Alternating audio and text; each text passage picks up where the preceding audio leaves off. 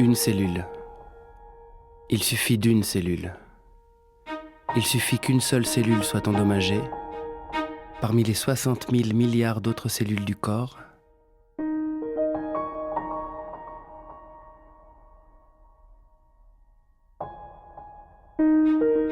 Il suffit que cette cellule ne soit pas éliminée par l'organisme et se divise, divise, divise, et se multiplie, multiplie, multiplie, pour que naisse un cancer.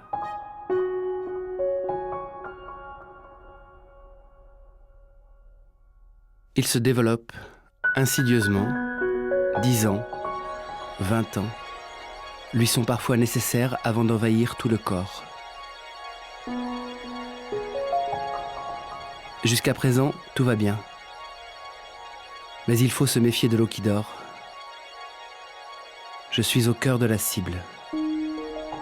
Le cancer frappe un homme sur 2, une femme sur 3. Une foule de questions m'assaillent. Depuis quand existe cette maladie ? Pourquoi au 3e millénaire meurt-on encore du cancer ? Que fait la recherche ?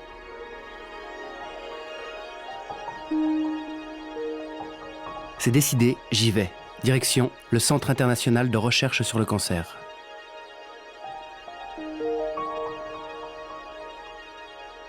À quand remontent les premiers cancers dans le monde ? On a des traces de l'existence du cancer qui sont très anciennes, puisque les premières traces que l'on peut dater, ce sont les ostéosarcomes sur des os de dinosaures.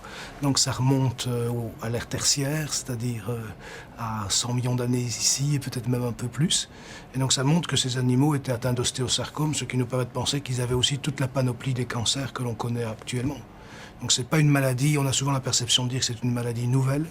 Et c'est vrai que c'est une maladie qui frappe l'environnement humain depuis peu de temps, qui est très fréquente depuis peu de temps, depuis 4, 5, 6 générations.